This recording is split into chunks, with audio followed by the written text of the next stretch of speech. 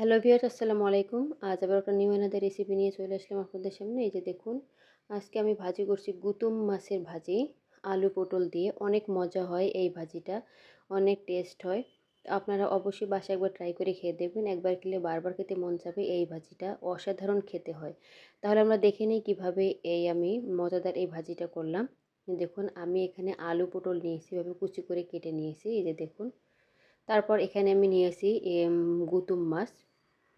যে দেখুন, গুতুম মাছটা ভালোভাবে পরিষ্কার করে ধুয়ে নিয়েছি।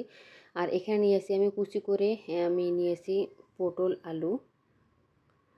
এই যে দেখুন, আমি এভাবে এই যে আলুটা এভাবে চিকন করে কেটে নিয়েছি আর পটলও নিয়েছি, নিয়ে ভালোভাবে পরিষ্কার করে ধুয়ে নিয়েছি। গুতুম মাছ দিয়ে আলু পটল ভাজি করার জন্য যেসব উপকরণ লাগে সেগুলো হলো নিয়েছি আমি এখানে পেঁয়াজ কুচি, রসুন কুচি, কাঁচামরিচ ফালি, লবণ, হলুদ পরিমাণ মতো। আর আমি রান্নার জন্য আমি এখানে একটা কড়াই বসিয়ে দিয়েছি। এই যে দেখুন, এখন আমি কড়াইয়ের মধ্যে পেঁয়াজ কুচি, কাঁচামরিচ ফালি, রসুন কুচি দিয়ে দিচ্ছি। তারপর দিয়ে দেবো হলুদ আর লবণ পরিমাণ মতো করে। তারপর দিয়ে দিচ্ছি রান্নার রেগুলার তেল। এই যে দেখুন, দিয়ে ভালোভাবে আমি মথে নিব, মানে মেখে নিব। তো আমার মেখে নেওয়া হয়ে গিয়েছে। তারপর আমি সবজিগুলো দিয়ে দিব। সবজিগুলো দিয়ে ভালোভাবে মেখে নিতে হবে। এমনভাবে মাখাতে হবে যেন সবজি থেকে পানি বের হয়। এভাবে মেখে নিতে হবে, তাহলে কিন্তু ভাজিটা খেতে অনেক টেস্ট হয়। এই যে দেখুন, আমার মেখে নেওয়া হয়ে গিয়েছে।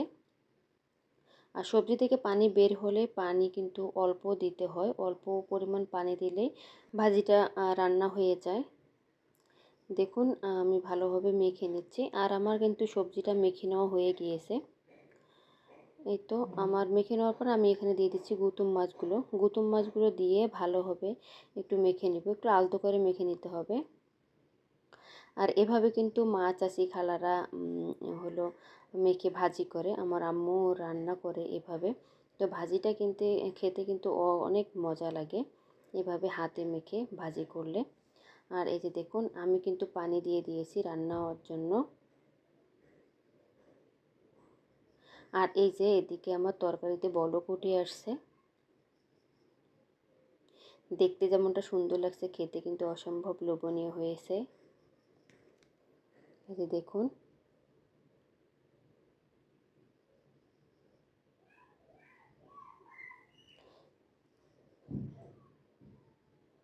আর আমি কিন্তু পানিটা একেবারেই কমিয়ে নিব, শুকনো শুকনো করে নেব। এই যে দেখুন, আমি এখন নেড়ে চেড়ে দিচ্ছি, পানিটা অনেকখানি কমিয়ে আসছে। এখন আমি উপর নিচ করে ভেজে নেব কিছুক্ষণ।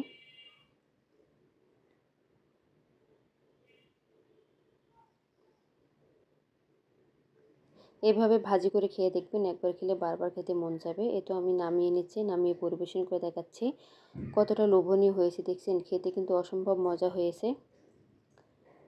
গরম গরম ভাতের সঙ্গে পরিবেশন করবেন, একেবারে জমে যাবে। এক নিমিষে প্লেটের ভাত শেষ হয়ে যাবে ম্যাজিকের মতো।